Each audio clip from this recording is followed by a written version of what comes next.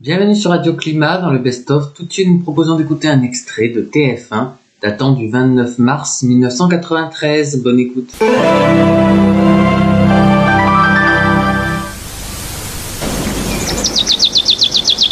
Tu sais la différence qu'il y a entre toi et une libellule? Demande à une libellule de faire du Saint-Morgon, par exemple. Même qu'elle aurait ton caractère, je suis sûr qu'elle serait bien incapable de nous faire une merveille comme le Saint-Morgon. Hein, ma poule? Saint-Morgon, les vrais caractères, ça a du bon. Enfin, pourquoi ma poudre m'a encore laissé des traces de beurre à 40 degrés? Parce que c'est du gras. Je veux savoir pourquoi ma poudre n'arrive pas toujours à éliminer la sauce à 40 degrés. Parce que c'est du gras. Et ce type de gras, certaines poudres ne l'éliminent pas toujours à 40 degrés. Essayez Ariel Ultra, vous verrez la différence. Regardez un gras pareil, Ariel Ultra avec l'hypoaction le dissout pour l'éliminer dès 40 degrés. Plus une trace. Impeccable. Une propreté impeccable, même sur le gras, c'est Ariel Ultra. Ariel Ultra liquide, Ariel Color, pour une propreté impeccable, la réponse à tout, c'est Ariel. Sgomma tutto, la gomma qui dégomme la saleté, non? Sgomma tutto. Viens à la maison, il y a Blizzard qui chante. Viens à la maison, tous les parfums t'attendent. Le salon est en feu, la maison en couleur. Wizard, c'est un bonheur. Wizard, tous les parfums de la nature. Viens à la maison, il y a Wizard qui chante.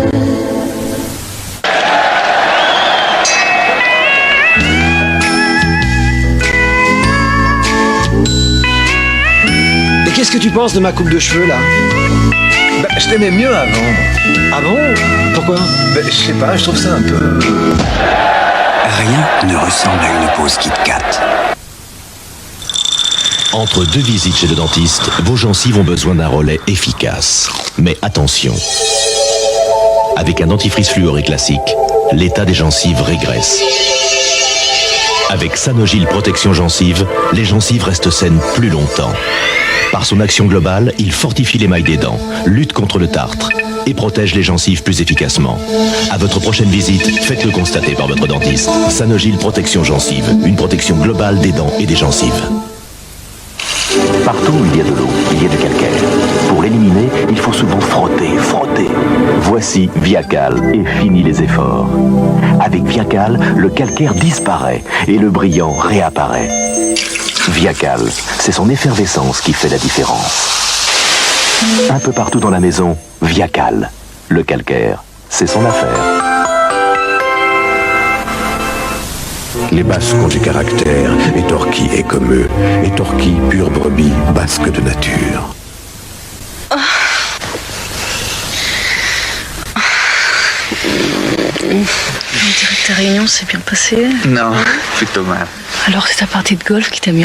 Vous venez d'écouter à l'instant un extrait de TF1 datant du 29 mars 1993 dans le Best-of.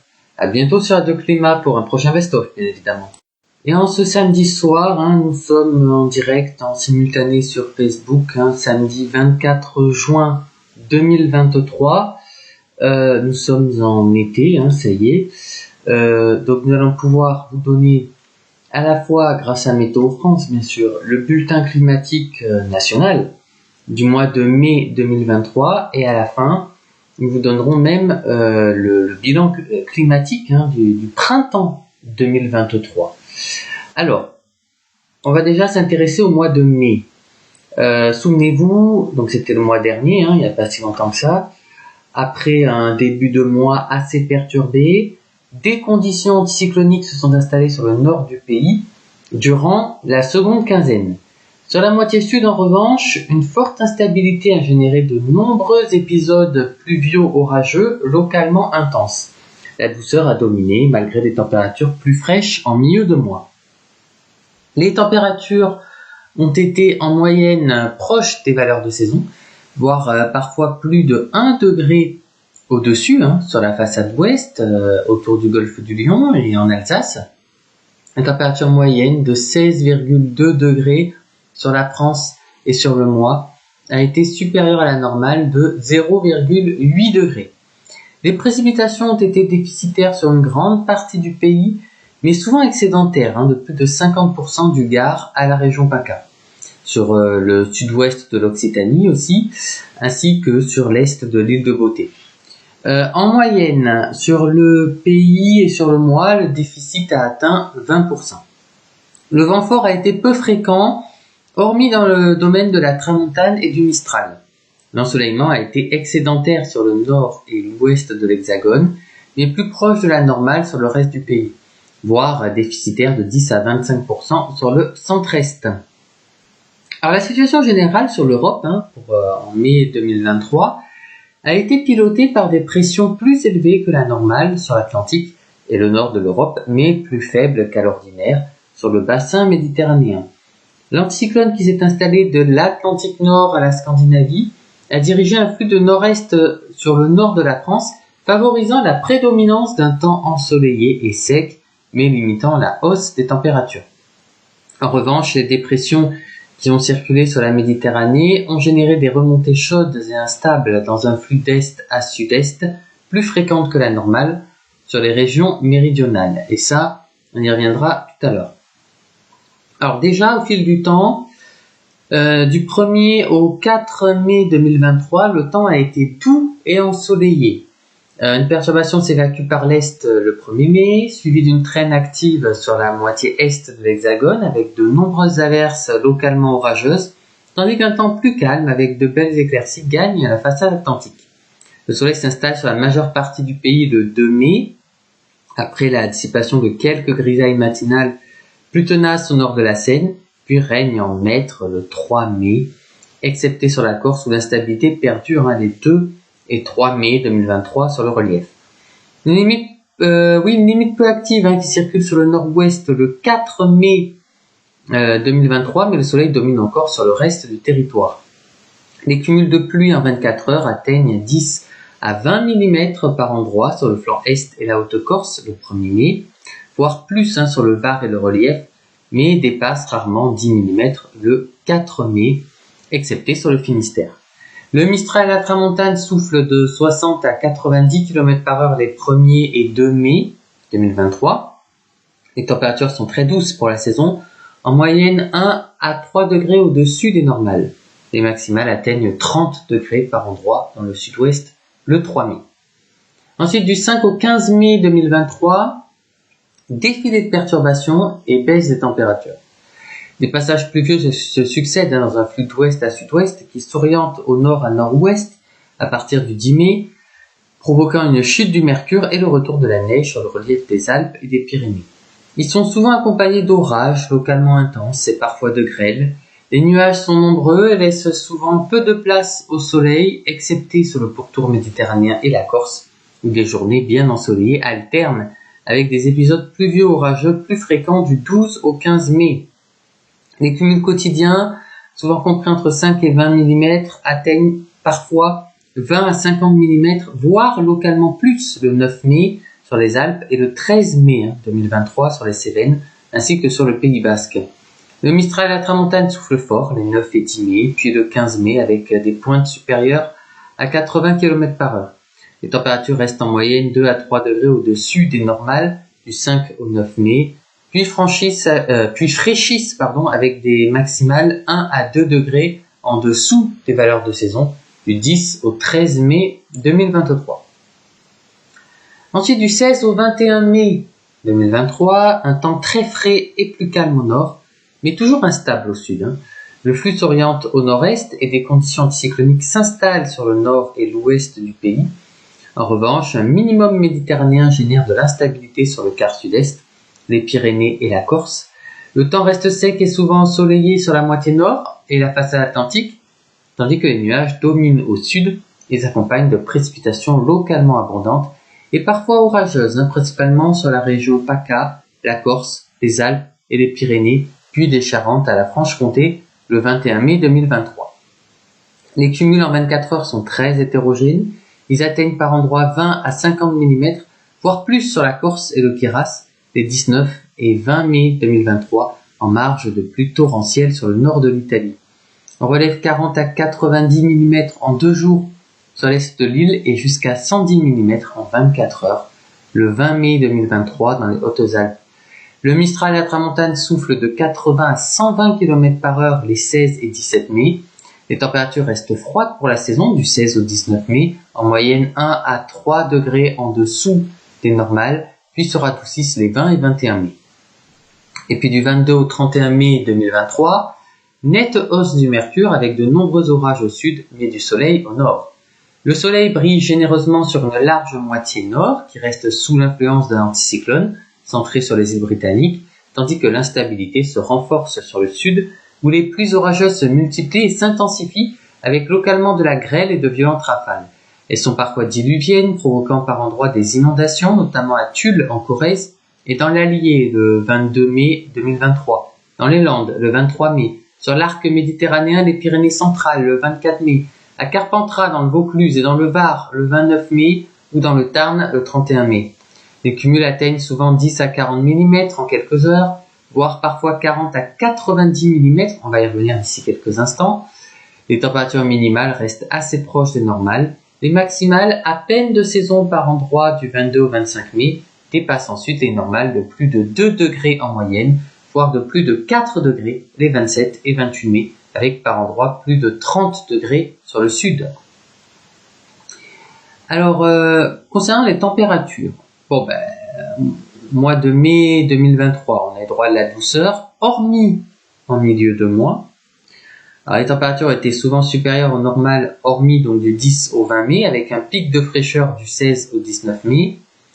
À l'échelle de la France, la température moyenne de 16,2 degrés a été supérieure à la normale de 0,8 degrés. Les températures moyennes ont été souvent légèrement supérieures aux normales. Elles ont été 1 à 2 degrés au-dessus du sud de la Bretagne, au Pays de la Loire et aux Charentes, en Alsace, sur le pourtour du golfe du Lion et la Côte d'Azur, mais 1 à 2 degrés en dessous, près des Pyrénées centrales. Les températures minimales ont été globalement proches des normales. Elles ont été par endroits 1 à 2 degrés au-dessus de l'ouest de la Bretagne à la Vendée, en Charente, sur la côte basque, le nord de la basse Normandie, du nord de Midi-Pyrénées au centre-est, en plaine d'Alsace, et sur la côte d'Azur. Elles ont localement affiché près de 1 degré de moins au pied des Pyrénées centrales.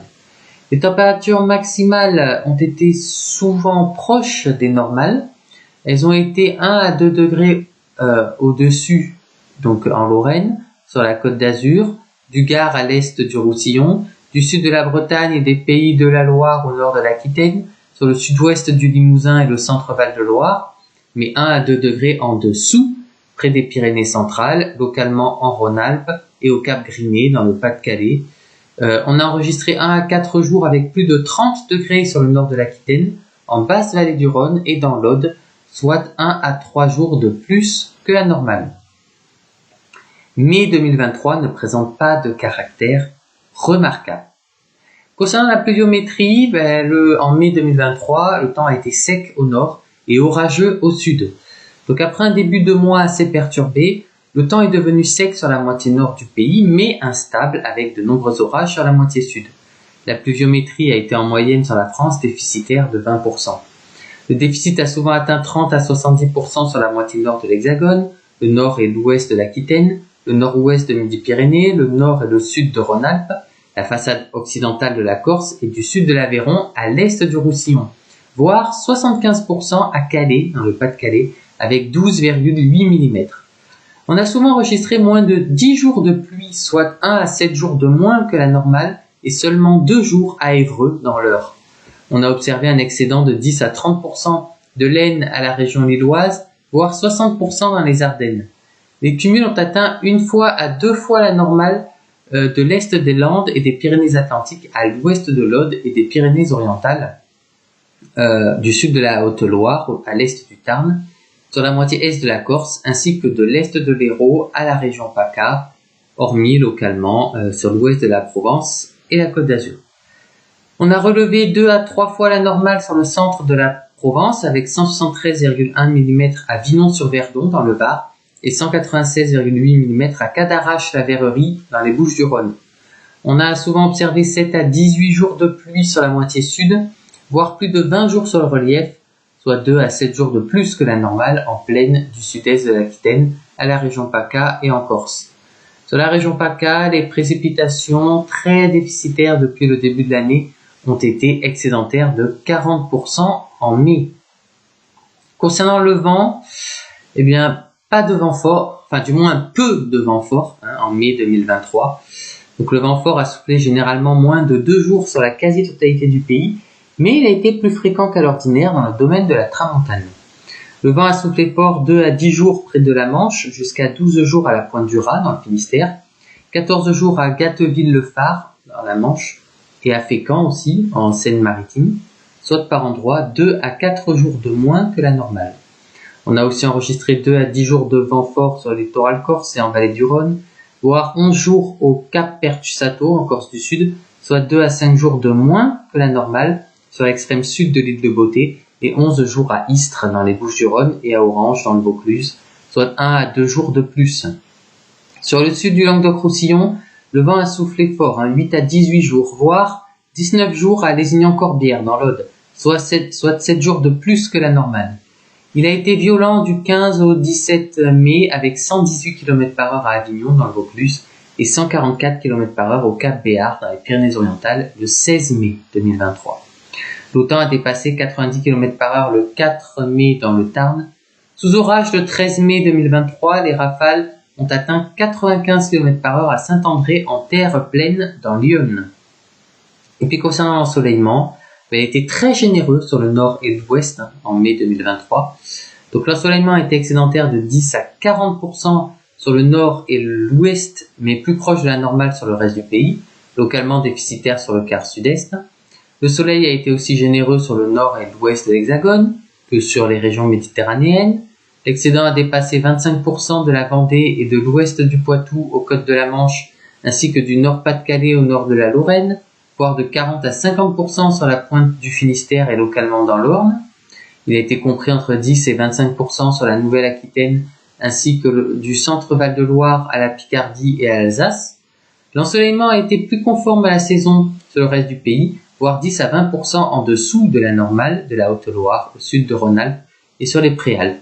Le soleil a brillé 283 heures à Montpellier dans l'Hérault, 284 heures à Alençon dans l'Orne et 286 heures à Quimper dans le Finistère, mais 157 heures au Puy-en-Velay en Haute-Loire. On a souvent observé 8 à 12 jours très ensoleillés sur la moitié nord, mais moins de 8 jours sur la moitié sud. Alors, quels ont été les faits marquants du mois de mai 2023 en France? Eh bien déjà, premièrement, on a eu droit à de nombreux orages localement violents avec de fortes précipitations sur le sud. Donc, sous l'influence de basse pression sur le bassin méditerranéen, les épisodes pluvieux orageux ont été beaucoup plus fréquents que la normale du sud de l'Aquitaine à l'Auvergne, aux Alpes centrales et à la région PACA ainsi qu'en Corse, avec 80 350 impacts de foudre. Mai 2023 a été le 5e mois de mai le plus foudroyé à l'échelle de la France sur la période 1997-2023, loin derrière mai 2018 qui a comptabilisé 182 125 impacts. Toutefois, contrairement à mai 2018, où les orages avaient touché l'ensemble du pays, les épisodes orageux ont concerné principalement la moitié sud durant ce mois de mai. Ainsi, sur le sud de l'Hexagone, le nombre d'impacts de foudre en mai 2023 est comparable à celui du mois de mai 2018. En Corse, ce mois de mai est même le plus foudroyé sur la période 1997-2023.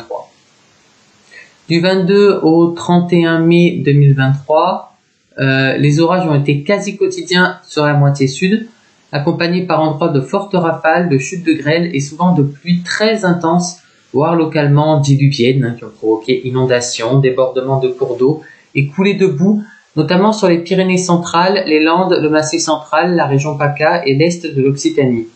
Les orages ont été particulièrement violents le 22 mai sur le Massif central, le 23 mai dans les Landes, le 24 mai des Hautes-Pyrénées à l'Ariège et du Languedoc-Roussillon au Var, les 28 et 29 mai sur les Pyrénées et le quart sud-est, le 30 mai sur le sud des Alpes, puis le 31 mai 2023 en Occitanie. Les cumuls en 24 heures ont atteint 84,6 mm à Tulle en Corrèze le 22 mai, dont 65,3 mm en 1 heure. 90,3 mm à Créon d'Armagnac dans les Landes le 23 mai, dont 66,2 mm en 1 heure. 83 mm à Pamiers en Ariège le 24 mai, dont 55,8 mm en 1 heure. 51 mm à Plauzat dans le Puy-de-Dôme le 28 mai, dont 50,2 mm en 1 heure.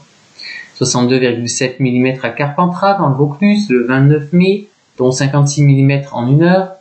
Et puis 62,3 mm à Quélus dans le Tarn-et-Garonne le 31 mai, dont 57,9 mm en 1 heure. Et puis autre fait marquant de ce mois de mai 2023, ça a été l'humidification des sols superficiels au sud et l'assèchement au nord.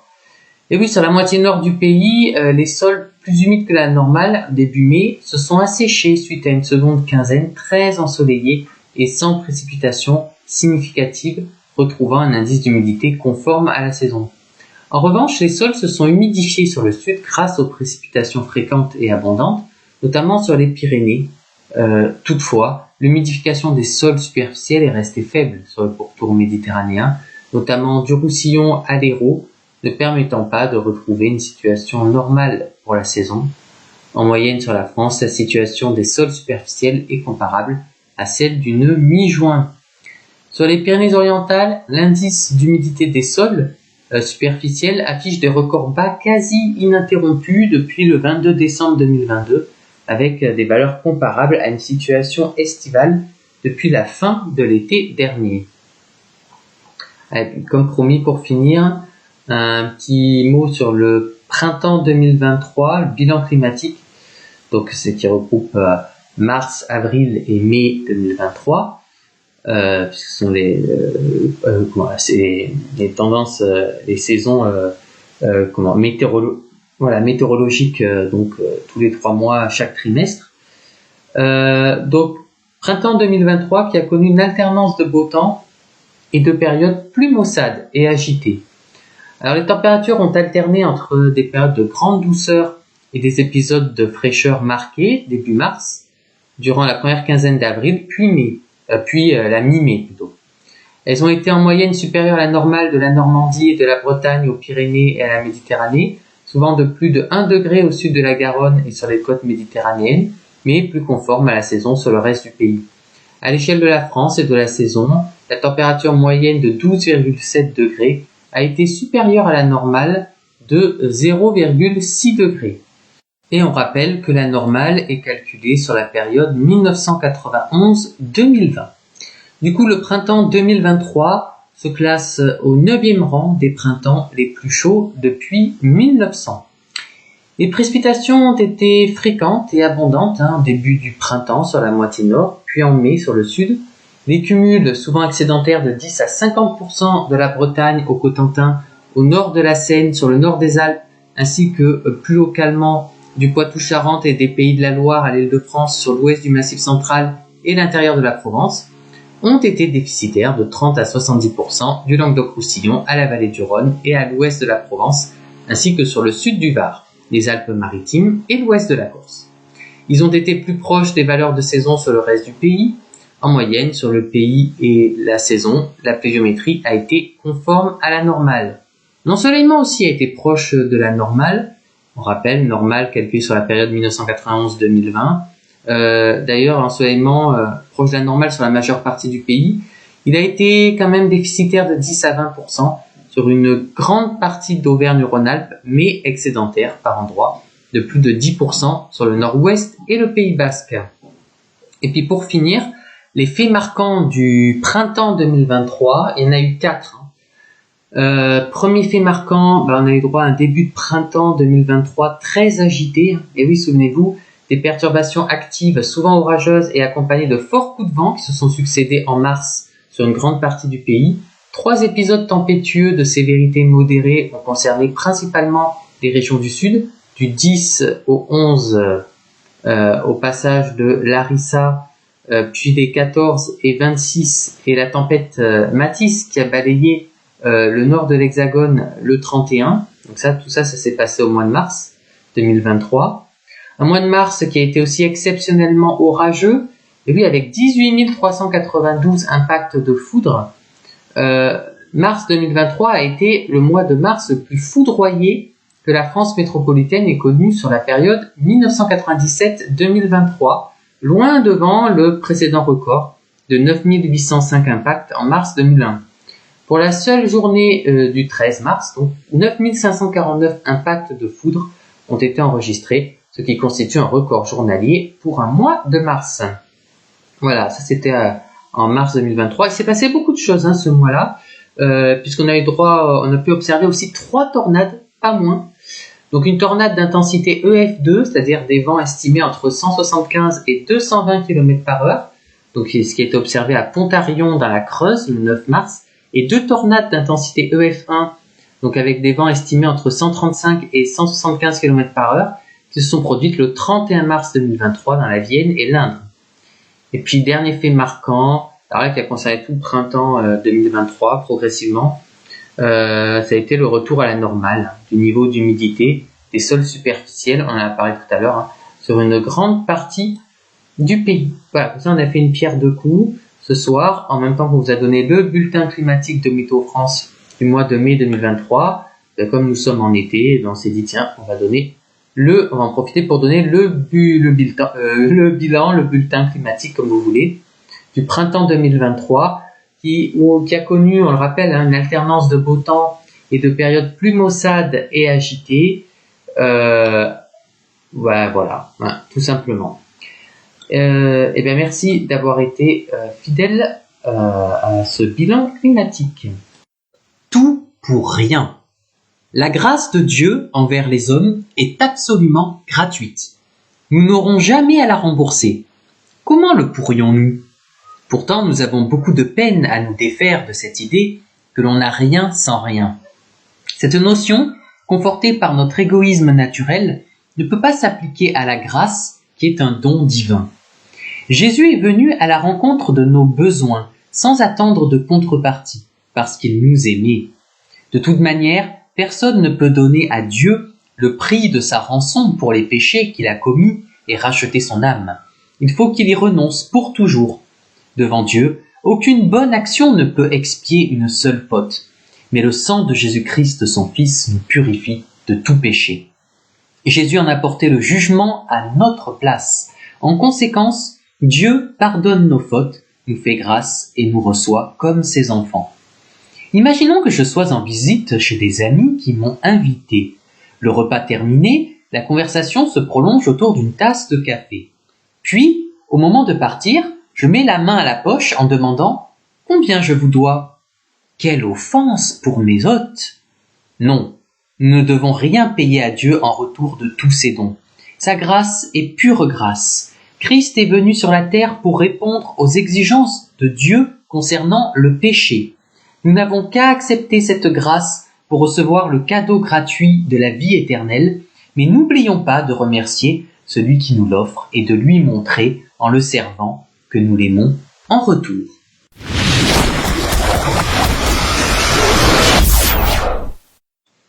Allez, tout de suite, de retour en direct sur Radio Climat, en simultané sur Facebook, on le rappelle, ce samedi soir, le samedi 24 juin 2023.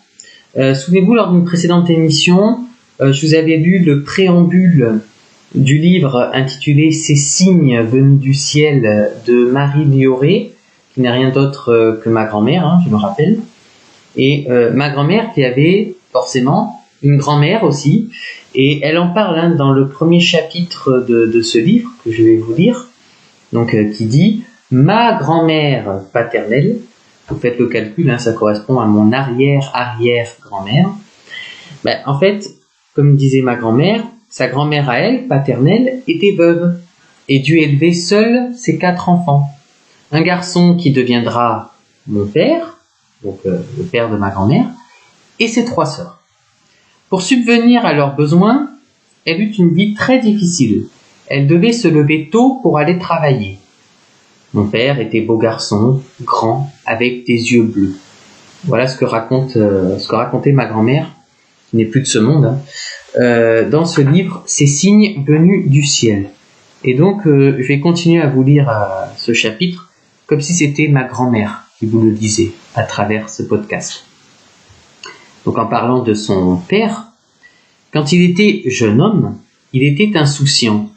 Il ne pensait pas au lendemain et aimait jouer la sérénade aux filles avec sa guitare.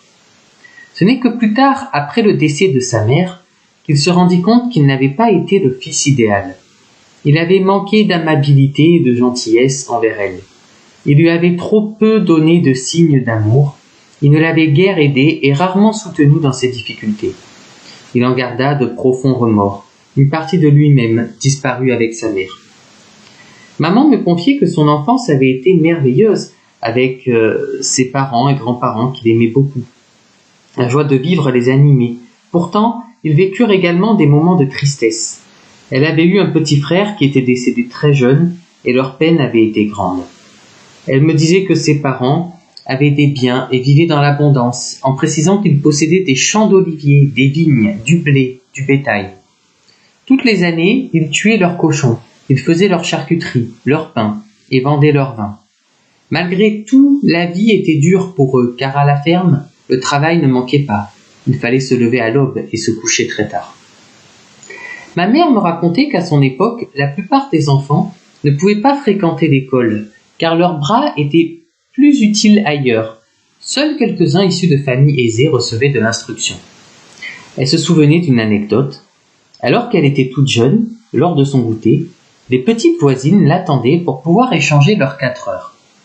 Ma mère avait dans son pain blanc de la charcuterie, alors que ses copines tartinaient le leur d'huile d'olive, le frottaient avec de l'ail et du sel, ou l'agrémentaient de poivre rouge afin de le colorer. Ma mère se régalait plus avec le goûter de ses camarades qu'avec le sien. Tout ceci se passait en cachette de ses parents.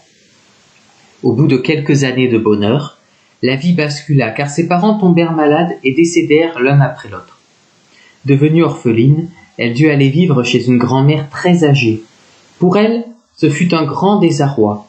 La vie ne fut plus la même. Son caractère changea. Elle devint espiègle et bien souvent, elle tenait tête aux garçons, comme ce jour où avec un petit groupe d'enfants, elle jouait au bord de la rivière, puis, grimpant sur un mur, elle dit aux autres « Poussez-vous, je vais jeter cette pierre dans l'eau. » Un garçon plus têtu que les autres, avec les mains sur les hanches, la nargua en lui disant « Moi, je ne bougerai pas de cet endroit, jette-la. » Aussitôt dit, aussitôt fait. La pierre tomba et lui coupa un doigt. Ce fut l'affolement général. Ensuite, chaque fois que ce garçon voyait ma mère, il lui disait « N'oublie jamais que tu m'as déjà envoyé mon petit doigt au cimetière. » Sa chevelure était très longue. Souvent, elle détachait ses nattes. Cela lui faisait un long manteau. Un jour, pour le feu de la Saint-Jean, les flammes montaient très haut. Personne n'osait les franchir. Ma mère s'élança et ses cheveux prirent feu. Elle me racontait cela en riant. Sa grand-mère, apprenant toutes ces bêtises et voyant que sa petite fille n'était pas obéissante, décida de la placer au couvent pour qu'elle poursuive des études. Chaque fois que son aïeul lui rendait visite, ma mère lui disait que les sœurs étaient méchantes. Bien souvent, les élèves prenaient des coups de clé énormes sur les doigts. Elle suppliait pour sortir de là, car ce couvent ressemblait à une prison avec ses immenses portes et ses murs épais. On ignora ses plaintes, elle resterait dans cette école. Les raisons qui poussaient sa grand-mère à agir ainsi étaient simples. Les sœurs lui avaient dit « La Anna Maria mutava como una carabassa », ce qui voulait dire qu'elle apprenait ses leçons avec facilité, et que bien souvent, c'était elle qui enseignait aux autres élèves. Sa grand-mère était fière d'entendre ça. En plus des études, il y avait les corvées telles que regarder les têtes des élèves pour y enlever les lentes et tuer les poux, et aussi toiletter les plus petites. Voilà, c'était le premier chapitre du livre « Ces signes venus du ciel » de l'auteur Marie Lioré, qui n'était rien d'autre que ma grand-mère.